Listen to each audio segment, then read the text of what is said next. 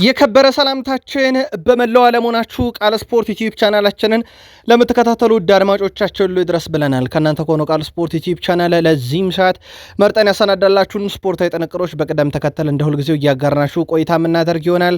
እስከ ፕሮግራማችን ፍጻሜ ቆዩን። ላይክ፣ ሰብስክራይብ፣ ሼር ማድረግ ዛሬም እንዳይረሳ። በሀሳብ መስጫ ሳጥናችን ላይ ለምትልኩልን ሀሳብ አስተያየቶች ላይክ ስለምታረጉን ስለምታበረታቱን እኛ ገና አመስጋኞች ነን። በዚህኛውም የመረጃ ሰዓታችን በርከት ያሉ የተለያዩ ስፖርታዊ ጥንቅሮችን ይዘን መተናል። በተለይም ወቅታዊ ጉዳዮችን በዓለም ዋንጫ ላይ በስፋት እንመለከታለን። በርካታ አነጋጋሪ እውነቶች የሚሰማበት የዓለም ዋንጫ ዛሬስ ምን አዲስ ነገር ይዟል የሚለው በቃል ስፖርት ዩቲዩብ ቻናል ተይዟል። ከዛ ውጭ ቤተሰቦቻችን የአውሮፓ የዝውውር መስኮት ተከፍቷል። እንደሚታወቀው በእነኚህ የዝውውር ጉዳዮች ላይና ዕለታዊ ቡድን ዜናም በአውሮፓ ታላላቅ ክለቦች ለእናንተ ውድ አድማጮቻችን ይዘናል። ላይክ እያረጋችሁን አብራችሁን ቆዩን። በተወዳጁ የእንግሊዝ ፕሪሚየር ሊግ የመረጃ ሰዓታችን በርከት ያሉ አጫጭር ስፖርታዊ መረጃዎችን ይዘናል። የዝውውር ጉዳዮችን ትኩረት እናደርጋለን። የፕሪሚየር ሊጉን የዝውውር መስኮት መረጃ ካነሳን በኋላ በትልቅ ክለቦች ያው ቶትንሃምን የተመለከተ በጣም ሰፊ መረጃ ዛሬ ይዘን ለመምጣት ወደናል። ቶትንሃምን እንመለከታለን። የማንቸስተር ሲቲን ወቅታዊ ጉዳዮች ስናነሳም ዕለታዊ ቡድን ዜናና የዝውውር መስኮቱ ላይ ያሉ ወቅታዊ ሁኔታዎችን በሲቲም በኩል ለሲቲዝኖች ልናደርስ ወደናል። ከሰማዮቹ ከክለቦች የዓለም ዋንጫ አሸናፊዎቹ ቼልሲ ጋር በተያያዘ የዝውውር ጉዳዮችና የቡድኑ ወሳኝና ቁልፍ ተጫዋች የተመለከተ ልዩ ጥንቅር በቃል ስፖርት ዩቲዩብ ቻናል በዚህኛውም የመረጃ ሰዓት እናደርሳችኋለን። የሊቨርፑል የቡድን ዜና በስፋት ተዳሷል። በዚህኛው መረጃችን ላይ ይካተታል። ከዚህ ጋር በተያያዘ ግን የሊቨርፑልን ዝውውር ጉዳይ በተመለከተ በጣም ሰፊ መረጃና በጣም ለየት ያሉ ጥንቅሮችን በሊቨርፑል የመረጃ ሰዓት ልናነሳ ወደናል። ሊቨርፑልያንም ቃል ስፖርት ላይ አብራችሁን ቆዩን። በዩናይትድ በኩል ከላንክሸር ደርቢ ተቀናቃኙ ጋር በዝውውር መስኮቱም ላይ አንድ ተጫዋች ላይ ትንቅንቅ ውስጥ ገብቷል እየተባለ ነው። የአማካኝ ክፍሉን አማራጭ የማንቸስተር ዩናይትድ ተጫዋች በሀገሩ ልጅ መደነቁንና ምናልባት ወደ ዩናይትድ ቢመጣ እያለ ነው።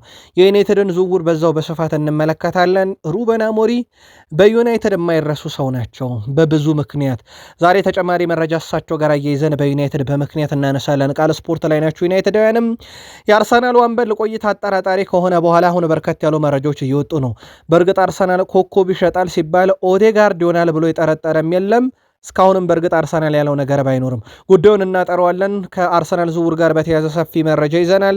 የቡድኑ ወሳኝና ቁልፍ ተጫዋቾችም እናነሳለን በቃል ስፖርት ዩቲዩብ ቻናላችን። አርሰናልያንም የፕሪሚየር ሊጉ ሻምፒዮን ደጋፊዎችም አብራችሁን ቆዩ ብለናል። 95,000 ሰብስክራይበር ደረስን። እጅግ አድርገን አመስጋኞች ነን። ቃል ስፖርት ላይ ናችሁ። መረጃውን የማጋራችሁ ቃል ነኝ። መልካም ቆይታ ተመኘን። የኢትዮጵያ ፕሪሚየር ሊግ 36ኛ ሳምንት መርሃ ግብሮች ቀጥለው ተካሂደዋል። አንደኛው መርሃ ግብር ሐዋሳ ከተማ ከባህር ዳር ከተማ ያደረጉት መርሃ ግብር ነበረ። ያለምንም ግብ 0-0 በሆናቸው ውጤት ተጠናቀቀ። ሌላኛው በ36ኛ ሳምንት የተመለከተው መርሃ ግብር መቻል ከኢትዮጵያ መድን ያደረጉት መርሃ ግብር ነበረ። ጨዋታው በመቻል 1-0 ድል አድራጊነት ተጠናቋል። መሐመድ አበራ በ61ኛው ደቂቃ ላይ ነበረ ኳስና መረብን ለመቻል አገናኝቶ ድሉን እያወጀላቸው። ውድ ቃል ስፖርት ዩቲዩብ ቻናል ቤተሰቦቻችን በኢትዮጵያ ፕሪሚየር ሊግ 36ኛ ሳምንት መርሃ ግብር ሌላኛው ጨዋታ የነበረው በመቀለ ሰባ እንደርታና በአዳማ ከተማ መካከል ነበር። ይህም ጨዋታ ግብ አላየነበትም። 0-0 በሆናቸው ውጤት ተጠናቋል። ሌላኛው ጨዋታ በኢትዮጵያ ፕሪሚየር ሊግ ምድረገነት ሽረና ቅዱስ ጊዮርጊስ ያደረጉት ጨዋታ ነበር። ይህ ጨዋታ ቃል ስፖርት ዩቲዩብ ቻናል ይህን መረጃ ለእናንተ ስናደርስ ገና ጨዋታው ጀምሮ ነበረና ውጤቱን በቀጣይ መረጃ እናካትቷለን። እናንተ ውጤት እጃችሁ ላይ ከደረሰ ግን ጻፉልን። የባህር ማዶ መረጃችንን ከባርሴሎና እንጀምር። ባርሴሎና ያሳደጋቸውን ልጆች አሁን በተቃራኒ ይፋለማቸዋል። እንደ ማርክ ኩኮሪያ ያለ ተጫዋች በባርሴሎና አደገ። ከዛ ወደ አይባር አቀና፣ ሄታፌ፣ ብራይተን፣ ከዛ ቼልሲ፣ አሁን ሪያል ማድሪድ ደርሷል። ሌላኛው እንደዚሁ በግራ መስመር ተመላላሽ ያሳደጉት ተጫዋቻቸው ደግሞ ግራማልዶ ነበር። ግራማልዶ ባርሴሎና ለቀቀ፣ ቤኔፊካ ሄደ፣ ከዛ ባየር ሌቨርኩሰን፣ አሁን ወደ አትሌቲኮ ማድሪድ። ባርሴሎና በግራ ተመላላሽነት ያሳደጋቸውና ያበቃቸው ኮከቦቹን በተለያዩ ክለቦች ተዘዋውረው አሁን በተቃራኒው በላሊጋ ይፋለሙታል። ኩኮሪያ የሪያል ማድሪድን ነጩን መለያ ለብሶ እንዲሁም ግራማልዶ ደግሞ ቀይና ነጭ መለያ የአትሌቲኮ ማድሪድን መለያ ለብሶ በተለይም ኩኮሪያን የማስፈረም ፍላጎት በባርሴሎና ዘንድ የነበረ ቢሆንም ድንገተኛ የ36 ሰዓት ድርድር የፈጸመው ዝውውር እንደሆነ ይታወቃል።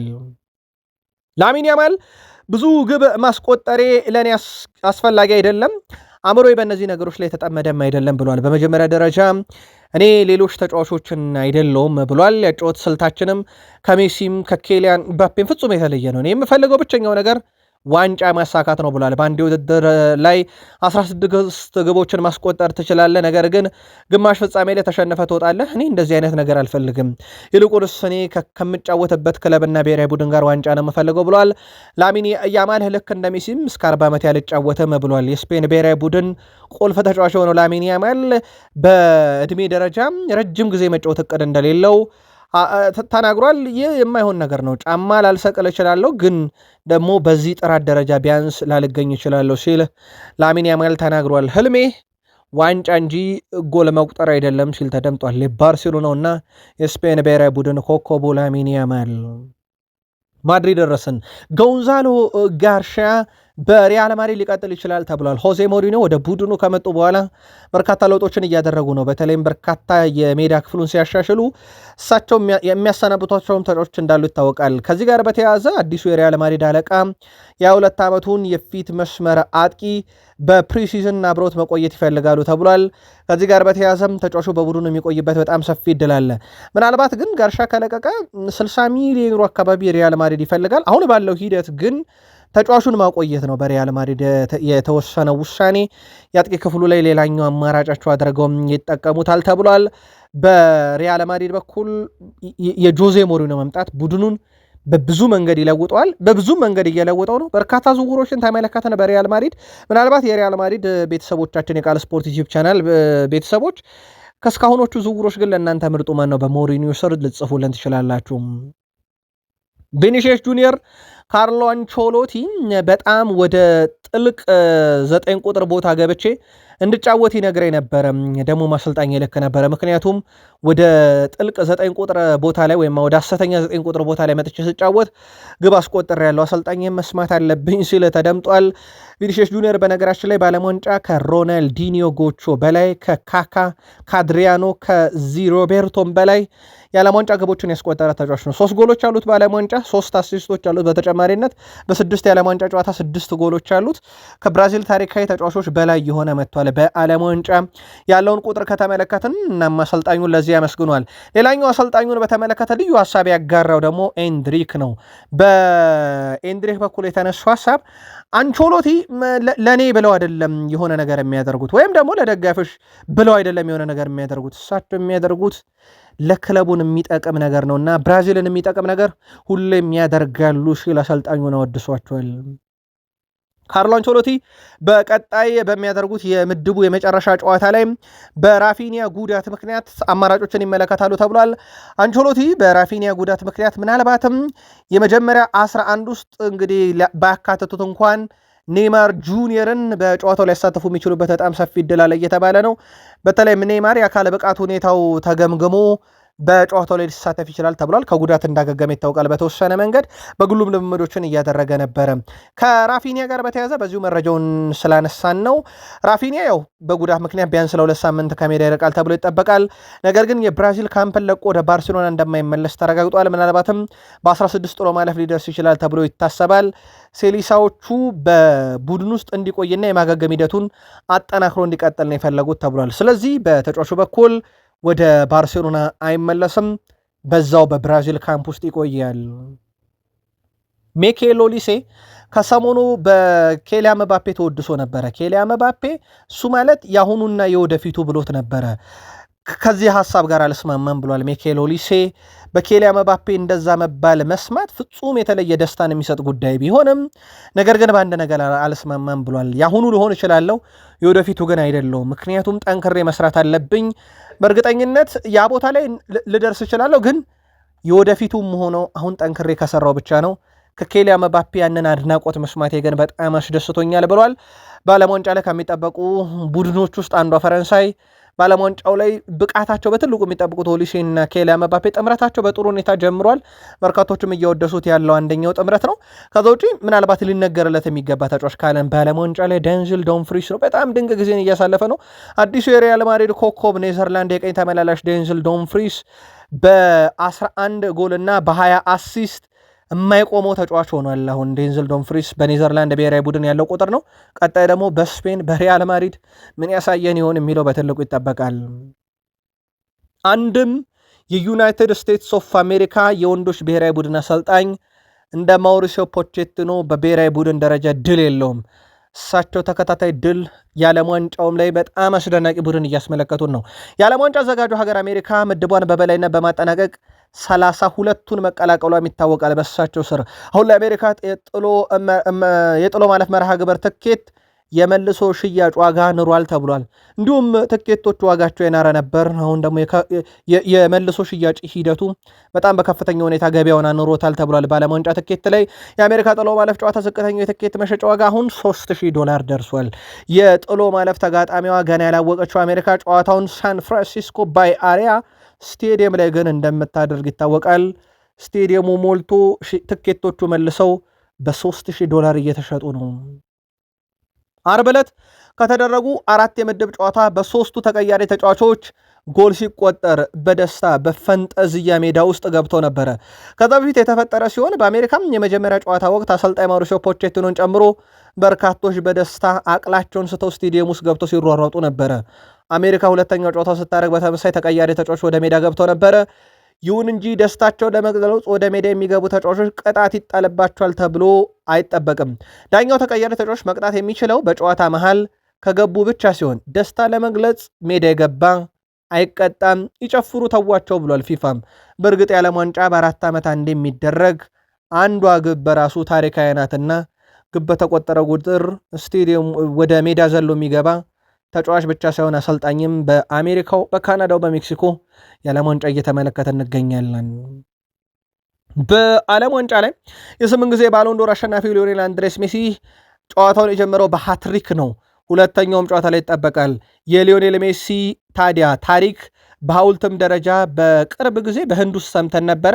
በእርግጥ አንስተውታል፣ በጣም ጥሩ ቦታ ላይ እናስቀምጠው ብለው አሁን ደግሞ በአይነቱ ታይቶ የማይታወቅ ትልቅ የሐውልት በሜሲ በኩል ሊቆምለት መሆኑ ተረጋግጧል። የሊዮኔል ሜሲ ሐውልት 26 ሜትር እንደሚረዝም ሲገለጽ እስካሁን ካሉ ሐውልቶች ሁሉ ግዙፍ ነው። ሐውልቱ በተጨማሪም 70 ቶን ክብደት እንደሚመዝን ተዘግቧል። ሊዮኔል ሜሲ ህንድ ውስጥ 21 ሜትር የሚረዝም ሐውልት እንደነበረው የሚዘነጋ አይደለም። አሁን ደግሞ በሀገሩ አርጀንቲና እጅግ በጣም አስገራሚ ሐውልት ሊገነባለት ነው ተብሏል። ሊዮኔል አንድሬስ ሜሲ በዓለም ዋንጫ የ2022 የካታር ዓለም ዋንጫ አሸናፊ ነበረ። በዛ ምክንያት የአርጀንቲና ብሔራዊ ቡድን መለያን ተመልከታችሁት ከሆነ የ2022 የካታር ዓለም ዋንጫ አሸናፊ የሚል ሜሲ ላይ ደግሞ 5 ሲደመር የዓለም ዋንጫ በላይ መጫወቱ ተቀምጦለታል። የ2022 ላይ የነበራቸው የአርጀንቲና ምርጥነት ዘንድሮ ሲደገማሉ የሚለው ደግሞ በዛው ልክ እንዲሁም የሚጠበቅ ነው።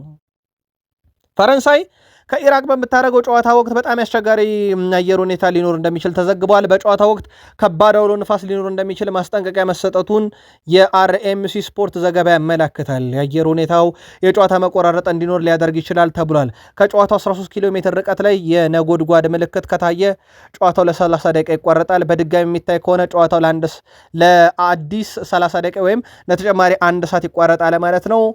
ይሄ አስቀድሞ ከዓለም ዋንጫ በፊት የተነገረ ነውና ዓለም ዋንጫ በአሜሪካ በታሰበው ሰዓት በታሰበው ቀን ላይ ይጠናቀቅ ይችላል የሚል ዘገባ በቃል ስፖርት ዩቲዩብ ቻናል አስቀድመን ነግረናችሁ ነበር። ሁኔታው ከአየር ሁኔታ ጋር በተያዘ ነው። አንድ ምስል እንጋብዛችሁ። የዓለም ዋንጫ መቼስ የአየር ሁኔታው ከዛ ከእንስሳ ጋር ያለው መጋፈጥ ብዙን አነጋጋሪ ነገር አለው። የዓለም ዋንጫ ላይ በየዕለቱ እንመለከታቸዋለን።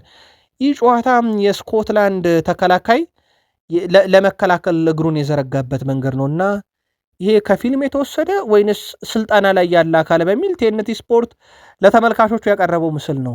ይሄ በጣም አስደናቂ የመከላከል ሂደት ግን በርካቶችን እያነጋገረም ይገኛል። ጻፉልን። የቱኒዚያ ሕዝብ ይቅርታ ጠይቃለሁ፣ ወረኞችን መጠየቅ ግን አልፈልግም ብሏል። ቱኒዚያ ወደ ዓለም ዋንጫ የገባችበት መንገድና የወጣችበት መንገድ በጣም አነጋጋሪ ነው። ቱኒዚያ ምድቧን በ28 ነጥብ አንደኛ ሆና ነበር ወደ ዓለም ዋንጫ ሄደችው። አሁን ደግሞ ከአፍሪካውያን ሀገራት አንደኛ ናት ስትሰናበት። የአሰልጣኝ ለውጥ ያደረገችው ቱኒዚያ ሁለተኛ ጨዋታውን ተሸንፋ ነው በጃፓን ያው 4-0 የተሸነፈችው። የቱኒዚያ ደጋፊዎች ይቅርታ ያለው አሊ አብዲ፣ ነገር ግን ወረኞች ከዚህ እዛ ሲዘዋወሩ የነበሩትን ይቅርታ አልጠየቅም ብሏል። ይህ ለሀገራችን ጥቅም አያመጣም ያለ ሲሆን የሀገሪቱ እግር ኳስ ፌዴሬሽንም ተችቷል። ለመዘጋጀት በቂ ጊዜ አልነበረንም ሲል የገለጸው አሊ አብዲ ሁልጊዜ ችግራችንን ከመቅረፍ ይልቅ ከአዲስ እንጀምራለን ብሏል። ወደዚህ የመጣ ነው አብረው ተጫዋቾች የማያውቁ ተጫዋቾችን ይዘን ነው። ትንሽ ጨዋታ አድርገ ለዓለም ዋንጫ መዘጋጀት በጣም አስቸጋሪ ነው እና ብዙም ማንተዋወቅ ነበርን ብሏል። እንደ አጠቃላይ የዓለም ዋንጫ ሌላኛዋ ተሰናባች እንደሆነች ይታወቃል። ውድ የቃል ስፖርት ዩቲዩብ ቻናል ቤተሰቦቻችን እነሆ በእናንተ እገዛ፣ በእናንተ ትብብር፣ በእናንተ ላይክ፣ ሼር፣ ሰብስክራይብ በማድረግ ቃል ስፖርት ዩቲዩብ ቻናል ከዜሮ ሰብስክራይበር 95,000 ሰብስክራይበር ዛሬ ገብተናል። እጅ ነስተናል፣ ጎንበስ ብለን አመስግነናል። ቃል ስፖርት ዩቲዩብ ቻናል ለ100,000 ሰብስክራይበር እየሰራን ነው። በቅርቡ እነኛ 5,000 ሰብስክራይበሮችን እናፈላልጋችኋለን። ያገኛችሁት ካለ ግን ሰብስክራይብ እንዲያደርግ በማድረግ 100,000 ሰብስክራይበር እንደርሳለን። ቃል ስፖርት ዩቲዩብ ቻናል ሁልጊዜም ለእናንተ ፈጣን፣ ታማኝ የዜና ምንጭ ሆነን እንቀጥላለን። አሁን ሰዓቱ የፕሪሚየር ሊግ መረጃ ሰዓት ነው። ቃል ነኝ፣ አብራችሁን ቆዩን። ቶትንሃም ሆትስፐርስ አሰልጣኝ ሮቤርቶ ዲዘርቢን ሲቀጥራቸው ቃል የገባላቸውም ቃል የሚያስገባቸው ነገር አለ። ቃል ከገባላቸው ነገር አንዱ ቡድኑ በፕሪሚየር ሊግ ከተረፈ እናጠናክርልሃለን የሚል ሲሆን ቃል እንዲያስገቧቸው ደግሞ ቡድኑ ከወረደ አብረው ይወርዳሉ በሚል ነው። በዚህ ተማምለው ውላቸውን ፈርመው ሮቤርቶ ዲዘርቢ ቶትንሃምን ያተረፉት። ቶትንሃም ደግሞ ቃል በገባላቸው መሰረት ኮከብና ከዋክብት ለሳቸው ይበጃሉ ያሉትን ሁሉ እያስኮበለሉ ነው ከተለያየ ክለብ። የቶትንሃም ቦርድ ለሮቤርቶ ዲዘርቢ በርካታ ተጫዋች ያመጣል ተብሎ ይጠበቃል። የእስካሁኖቹ እንዳሉ ሆነው ማለት ነው። ለአብነት ያክል የሳንድሮ ቶናሊ ዝውውር በትልቁ መነጋገሪያ ሆነው ነው። በእርግጥ በነፃ ያመጧቸው ከብራይተን ወደ 53 ሚሊዮን ፓውንድ ከፍላ ያመጡት ተከላካይን ጨምሮ ጥንካሬዎች ተጨምሯል ቡድኑ ላይ። አሁን ደግሞ ሳንድሮ ቶናሊ ነው ቀጣይ የሚጠበቀው። 80 ሚሊዮን ዩሮ ውድቅ ተደርጎባቸዋል። የተሻሻለ የዝውውር ሂሳብ በቶትንሃም በቀጣይም ይቀርባል ተብሎ ይጠበቃል። ያ ብቻ አይደለም። ቦርዱ አንድ ቃል ከገባላቸው ነገር ኮከቦችን እንዲያቆዩ ማድረግ ነው። ለአብነት ያክል ኮከቦችን ሲያቆዩ ክለቡ ለገንዘብ ብሎ እንዳይሸጠባቸው ነው። ለአብነት ያክል ሚኪ ቫንደቢን የበርካታ ክለቦች ተፈላጊ ተጫዋች ቢሆንም ቦርዱ ለሮቤርቶ ዲዘርቢ ቃል በገባው መሰረት ከተጫዋቹ ሽያጭ ገንዘብ ከማግኘት ይልቅ የእሳቸው አካል እንዲሆን ፈቅዶላቸዋል። ሮቤርቶ ዲዘርቢም ተጫዋቹን እንደሚፈልጉና እንዲቆይላቸው እያሳመኑ ይገኛሉ ተብሏል። ሊቨርፑል፣ ባርሴሎና የዚህ ሆላንዳዊ መሃል ተከላካይ ፈላጊ ናቸው። ይህን መረጃ ባወጣንበት ሰዓት ወይም ለእናንተ ባጋራንበት ሰዓት ላይ ቶትናም ተጫዋቹን ለማንም ክለብ የመሸጥ ፍላጎት እንደሌለው ይፋ አድርጓል። ሮቤርቶ ዲዘርቢ ቃላቸውን ጠብቀው ቶትናምን አትርፈዋል። ቦርዱ ቃሉን ጠብቆ ተጫዋች እያስፈረመ ተጫዋች እያከረመላቸው ነው። ቶትናም በሚቀጥለው የውድድር ዓመት ምናልባትም እንደ ከዚህ ቀደሞቹ ላለመውረድ ሳይሆን እንደለመደው ለቢግ ሲክስነት ለማዕረጉ የሚመጠን አይነት መድረክ ወይም ደግሞ ሲዝን ሊያሳልፍ ይችላል። ቤልጂየማዊው የማንቸስተር ሲቲ ኮከብ ጀሬሚ ዶኩ ከበድ ያለ ተቃውሞን እያስተናገደ ይገኛል። ጀሬሚ ዶኩ ከዓለም ዋንጫ መክፈቻ ጨዋታ በፊት አንድ ቃለ መጠይቅ ነበረው። ይሄም በግል ህይወቱ ላይ ያተኮረ ነበረ። ባለቤቴ በጁላይ ወር አጋማሽ ላይ ትወልዳለች እና አጠገቧ ብሆን በጣም ደስ ይለኛል ብሎ ነበረ። ምናልባት ይሄ ማንም ሰው ሊለው የሚችለው ሐሳብ ቢሆንም ነገር ግን በዛ ቦታ ላይ በጁላይ አጋማሽ ሊገኝ የሚችለው ቤልጅየም ከዓለም ዋንጫ ከወጣች ብቻ ነው። እናም በርካቶች እዛ ሊሆን የሚችለው ቤልጅየም ከዓለም ዋንጫ ከወጣች ብቻ እንደሆነ እያወቀ ለምን አስቀድሞ ተናገረ እያለ ነው። የትኛውም አባት በዛ ቅጽበት መኖር ይፈልጋል ያለው ዶኩ ፌዴሬሽኑ ያንን ያውቃል፣ ምን ማድረግ እንደምንችል እናያለን ብሏል። ምናልባትም በርካቶች ሌላ ተቃውሞ ያሰሙበት የቤልጅየምን እግር ኳስ ፌዴሬሽን አሳምኖ በመሃል ጨዋታ ትቶ ባለቤቱን ሊያይሄድ ይችላል የሚል ተቃውሞ ቀርቦበታል። ውድ የቃል ስፖርት ዩቲዩብ ቻናል ቤተሰቦቻችን ይህ በማንቸስተር ሲቲ ኮከብ ጀሬሚ ዶኩ ላይ የደረሰው ተቃውሞ ተገቢነቱን ምናልባት አባት የሆናችሁ ከአባትነት አንጻር ምናልባትም ቀጣይ አባት ልትሆኑ መንገድ ላይ ያላችሁም ስሜታችሁን ብታጋሩን ግን በጣም ደስ ይለናል። የቤልጅየም መገናኛ ብዙሃን ግን እየተቃወሙት ነው። እንዴት ቤልጅየምን ትቼ ሚስቴ ስትወልድ ሄዳለሁ ትላለ በሚል ማለት ነው። ቼልሲ በዝውውር መስኮቱ ላይ ያጠዋል ተብሎ በቀጣይነት ስሙ የተዘረዘረውን ተጫዋች አንደኛው ማሎ ጉስቶ ስሙን በሁለት ክለቦች ቤት ተገኝቷል። አንዱ በዛው በእንግሊዝ በሲቲ ማሬስካ ናቸው እንዳትረሱ። ሁለተኛው ኢንተር ነው። ሞር ሲቲ ተጫዋቹን ከቼልሲ የመውሰድ ፍላጎት አለው ተብሏል። በተለይም ደግሞ ማሬስካ የሚያውቋቸውን ተጫዋቾች እያሰባሰቡና በቡድን ውስጥ ቁልፍ ያላቸውን እያቆዩ እንደሆነ ይታወቃል። ከዚህ ውስጥ አንዱ ቢያንስ በፍሎሬንቲኖ ፔሬዝም አለመፈለግም ቢሆን ሮድሪን ያቆይተዋል። ከዛ ውጭ ደግሞ በቡድን ውስጥ በዝውውር መስኮት የሚያመጧቸው ተጫዋቾች ይጠበቃሉ። የቀይ መስመር ተመላላሹ በቼልሲ ቤት ላይ ቀጥል ይችላል እየተባለ ነው። ቼልሲም በቂ ገንዘብ ከቀረበለት ተጫዋቾች ሊለቅ ይችላል። ቼልሲ በቀጣይ ውድድር ዓመት ጥቂት ጨዋታ ማድረጉም እንዲህ አይነት እድሎችን ሰጥቶታል። ሲቲና ኢንተር በማሎ ጉስቶ ዝውውር ውስጥ አሉ። ሲቲ በቀጣይ በትልቁ የሚጠበቀው ክለብ ነው። ቼልሲ እንደሚቀርብለት ገንዘብ ይደራደራል። ሪስ ጄምስ በጣም ተናድጃለሁ ብሏል። በማርክ ኩኩሬያ ስንብት ቼልሲን ለቆ ሪያል ማድሪድ መሄድ። የቼልሲው አምበል ከጥቂት ቀናት በፊት እሱን አውርቸው ነበረ። በእውነት እሱ በጣም አስደናቂ ተጫዋች ነው፣ የዓለማችን ላይም ካሉ የግራ መስመር ተመላላሾች ምርጡ ነው ይላል ኩኩሬያን። የቼልሲው አምበል ሪስ ጄምስ ነው። በእግር ኳስ ውስጥ አንዳንድ ጊዜ እንዲህ አይነት ነገሮች አሉ። ምናልባት ይሄ ለበርካቶች ለተዘዋወሩት ሊያስደስት ይችላል። እኔ ግን በሱ ዝውውር በጣም ተናድጃለሁ ብሏል። ነገር ግን ይላል ለጓደኛዬ አብሮኝ ረጅም ጊዜ ላሳለፈው ኩኩሬያ በሪያል ማድሪድ መልካም ዕድል እንዲገጥመው እመኝለታለሁ፣ ግን ቼልሲን መልቀቁ በጣም አናዶኛል ሲል ተደምጧል። በጣም ያልተጠበቀ ዝውውር እንደነበር ይታወቃል። ሪስ ጄምስ የቼልሲው አምበል ከአሎንሶ ጋር በስልክ ጥቂት ጊዜ ያለው ያነጋገርኳቸው ሰዎች ሁሉ እሱ በጣም አስደናቂ ምርጥ አሰልጣኝ እንደሆነ ነው የነገሩኝ። ሁላችንም የእሱን የተጫዋችነት ዘመን እናውቃለን። ዣቢ አሎንሶ አሰልጣኛችን በመሆኑ በጣም ደስተኛ ነኝ ብሏል አምበሉ ሪስ ጄምስ። ከጥቂት ቀናት በፊት ከኩኮሪያ ጋር ተነጋግሬ ነበር እንዳለው ሁሉ ከአሎንሶም ጋር ተነጋግሬ ያለው ብሏል። ከአሎንሶ ጋር ጥሩ ንግግር ነበራቸው። በእርግጥ የኩኮሪያም ጥሩ ነበረ። ድንገት ክለቡን መልቀቁ በጣም እንዳስተነገጠው ከተናገረ በኋላ በፊት ማለት ነው። ከዚህ ጋር በተያያዘ ግን ውድ ቤተሰቦቻችን ቼልሲ ወቅታዊ ዝውውር ጉዳይ ላይ አንዳንድ ጥያቄዎች መጥተውልን ነበረ። ለአብነት ያክል እነ ጆቫኒ ኳንዳን ጉዳይ ነው። በፕሪሲዝን ጀምሮ የቼልሲ ንብረት ናቸው፣ ይቀላቀላሉ። ከዛ ውጭ ስትራስቡርግ ቤት ያሉ ተጫዋቾች አሉ፣ ወደ ቡድኑ ይመጣሉ። እነ ኢማንጋን ጨምሮ አጥቂውን ማለት ነው። በርካታ ተጫዋቾች ይመጣሉ ተብሎ ይታሰባል። ግን ቼልሲ በጣም አስገዳጅ ዝውውሮችን ላያደርግ ግን በገበያው ላይ ይችላል ካለበት ቀጣይ የጨዋታ ብዛት አንጻር። ሮቤርቶ ዲዘርቢ ኮዲ ጋክፖን ለማስፈረም ፍላጎት አላቸው ቢባልም በሊቨርፑል በኩል ግን ይህን ተጫዋች የመልቀቅ ፍላጎት የላቸውም። ሊቨርፑሎች በተጫዋቹ ብቃት ደስተኛ ናቸው ተብሏል። በተለይም አምና እንደ ቡድን በተዳከመው ሊቨርፑል ውስጥ እንደ ኮዲ ጋክፖ እና እንደ ሳላ ያሉ ተጫዋቾች በጣም ተጋላጭ ነበሩ። በሊቨርፑል ደጋፊዎችም ዘንድ ለበርካታ ተቃውሞ የበቁ ናቸው። ዶም ሊቨርፑልያን ጋክፖን ማየት አንፈልግም እስኪሉ፣ ጋክፖ በዓለም ዋንጫ ፍጹም የተለየ ነው። ሊቨርፑልያንም በቃ ይህ ተጫዋችን ያበላሸብን ስሎት ነበረ፣ እሱ ስለወጣ አሁን ምርጡን ልናይ እንችላለን ብለው እስኪያስቡ ድረስ በጣም ምርጡን እያሳየ ነው። በእርግጥ የሊቨርፑል ተጫዋቾችን ይዘነዋል በዚህኛው የመረጃ ሰዓታችን ምን አይነት የዓለም ዋንጫ እያሳለፉ እንደሆነ፣ ከአውሮፓን በጣም ነጥረው እንደወጡ እንነግራቸዋለን። ቶትናሞች ቢፈልጉትም ሊቨርፑል ግን አሁንም የመሸጥ ፍላጎት የለውም ኮዲ ጋክፖን። ሊቨርፑል በዝውውር መስኮቱ ላይ የአንዲ ሜንዲ ነው በጣም ጠንካራ ስራ እየሰራ የሚገኘው። ሊቨርፑሎች በቀጣይነት እንግዲህ ይህን ተጫዋች ወደ ቡድኑ ለማምጣት የሚያደርጉት ጥረት አሁንም ተጠናክሮ እንደቀጠለ ነው። አርቢ ሌይፕዚጎች ተጫዋችን የመሸጥ ፍላጎት ባይኖራቸውም ሊቨርፑሎች ግን ይህን ተጫዋች በክረምት ለማምጣት የሚያደርጉትን ጥረት ወደኋላ እንደማይሉ ተዘግቧል። ሊቨርፑሎች አሁንም የዲሜንዲ ዝውውር ለመጨረስ እና ከተፎካካሪያቸው ፓሪስ ሰን ዠርሜን ልቆ ለመገኘት አዲስ የዝውውር ሂሳብ ለማቅረብ ወስኗል የተባለው። የዝውውር ሂሳቡ ስንት ነው? መቼ ያቀርቡታል? የሚለውን ቃል ስፖርት እንከታተለዋለን፣ ለሊቨርፑላን እናደርሳቸዋለን። ግን የሚቀር አይነት ዝውውር አይመስልም። ሊቨርፑል በጣም ቆርጦ ተነስቶ እየሰራበት ያለ ዝውውር ነው። ከዛ ውጭ ሊቨርፑሎች ደግሞ በዝውውር መስኮቱ ላይ የቀኝ ተመላላሽም እያፈላለጉ ይገኛሉ። አንድሪ ሪዮቲውን ከሪዮ ቫይካኖ ለማምጣት ፍላጎት አላቸው። 25 ሚሊዮን ዩሮ ተለጥፎበታል። በሊቨርፑል በኩል ይህን ተጫዋች ወደ ቡድኑ ለማምጣትም ጠንካራ ስራዎችን እየሰሩ ነው። በተለይም የቀኝ ተመላላሹን ለማጠናከር በዋነኝነት የተያዘ አማራጭ ነው።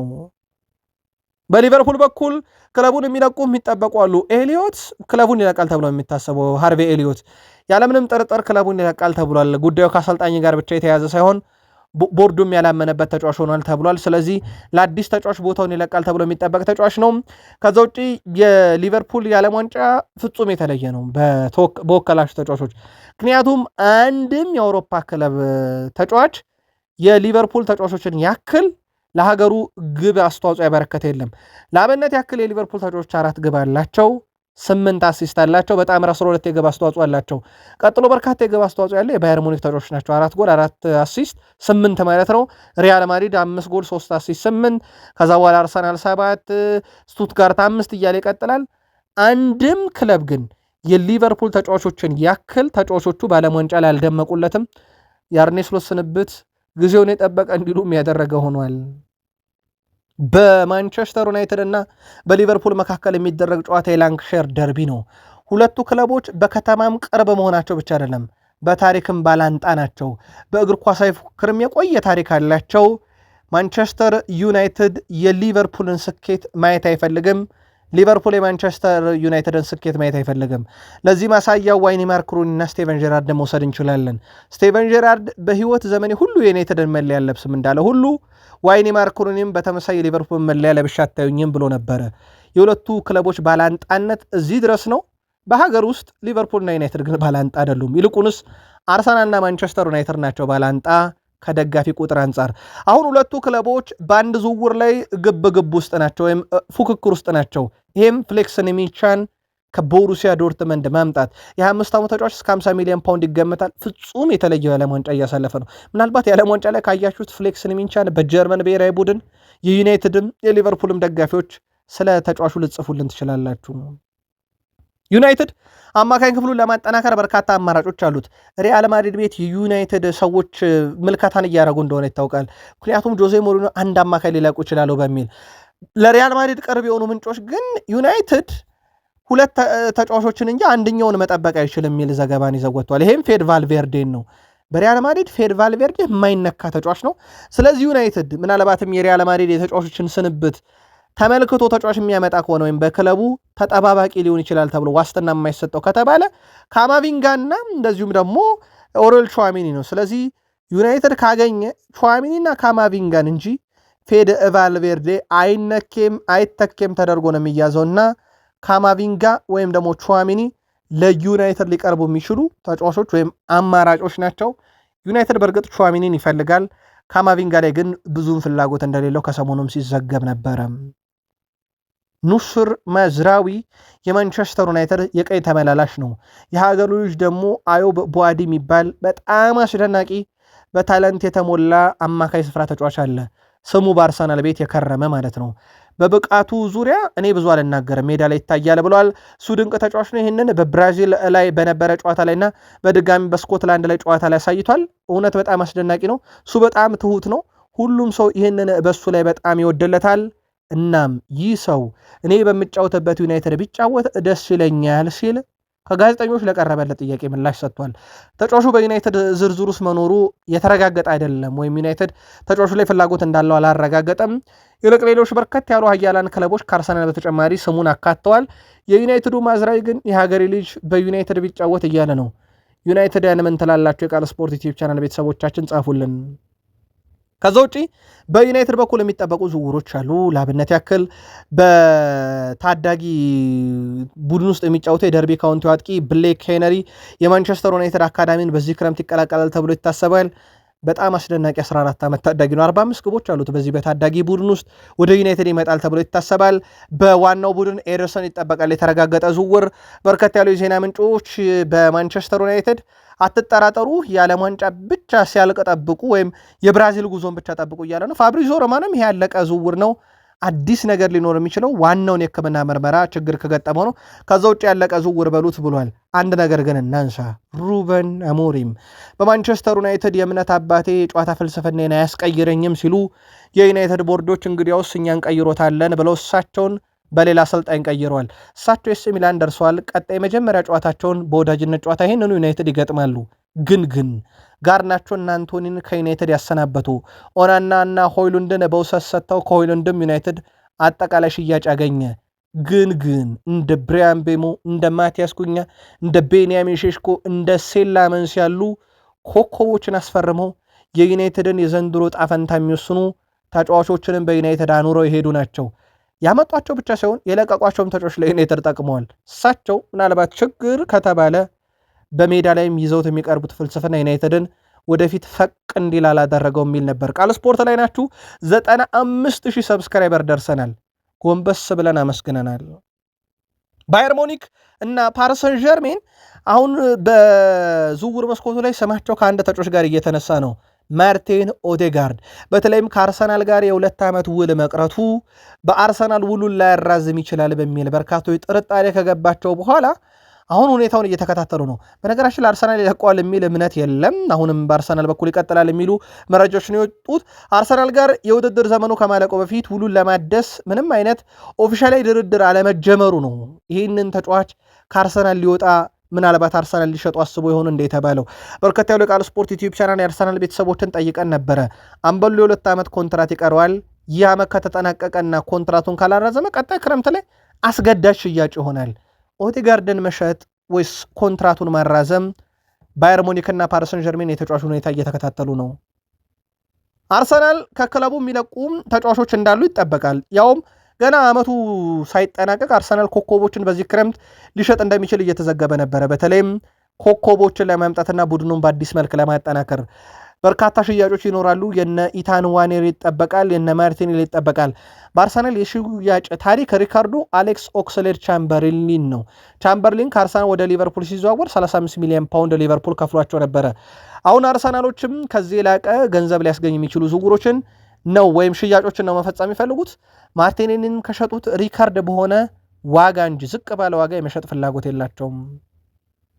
አርሰናል እና ክለብ ብሩጅም ባለፉት ቀናት በክርስቶስ ዞሊስ ዝውውር ጉዳይ ላይ ድርድሩ ቀጥሏል። አርሰናሎች አላቆሙም። ግን ለአርሰናል ደጋፊዎች አንድ ልንነግራችሁ የምንወደው ነገር አርሰናል በጣም የተጋነነ ዋጋን ከፍሎ ተጫዋቾችን ከማምጣት ይልቅ በብዙ መንገድ ዋጋም በጣም ተቆራርጦ በሚከፈልና የአርሰናልን ፋይናንስ በማይጎዳ መልኩ ዝውውሮችን መፈጸም የተለመደ ነው። ለዛም ድርድሩ በጣም የዘገየ ይመስላል። ሌላው ወደ ቡድኑ ይመጣል ተብሎ በሰፋ ሲነገር የነበረው ሞርጋን ሮጀርስን በተመለከተም ከሌሎች አማራጮች ይልቅ አርሰናል እንዲቀላቀል በእንግሊዝ ካምፕ ያሉ አርሰናላውያን በተለይም እነ ዴክላን ራይስ ተጫዋቹን ማሳመን ላይ ተጠምደዋል ነው የተባለው። በተጫዋቹን በኩል በእርግጥ አርሰናልን ቅድሚያ ይሰጣል ተብሎ ይጠበቃል። በጥቅማ ጥቅምና በሌሎች መንገዶች ድርድር አልተደረገም። ግን ተጫዋቹ ለአርሰናል ቅርብ ነው መባሉን ተከትሎ ከቼልሲ በላይ አርሰናል ያስቀድማል የሚል መረጃ ሲወጣ ነበረ። እነኚህም እነ ዴክላን ራይስም ስለ አርሰናል ብዙ መረጃ ሰጥተውታል ተብሏል። ምናልባት የዓለም ዋንጫ ላይ ያለውን የአርሰናል ቡድን ስናነሳን ቡካዮ ሳካ በህመም ምክንያት መደበኛ ልምምድ አልሰራም። ያጋጠመው የጉዳት ወይም የህመም ሁኔታ ምናልባትም የቀጣይ ጨዋታ ላይ እንዳይገኝ ሊያደርገው ይችላል ቢባልም ተጫዋቹ ግን በዚህ የዓለም ዋንጫ ላይ 2 ጎሎችን ካስቆጠረም በጋሪ ሊንከርና በሃሪኬን ብቻ የሚበለጥ ለእንግሊዝ በዓለም ዋንጫ በርካታ ገቢ ያስቆጠረ ወይም በቶርናመንቶች ላይ በርካታ ገቢ ያስቆጠረ ተጫዋች ይሆናል።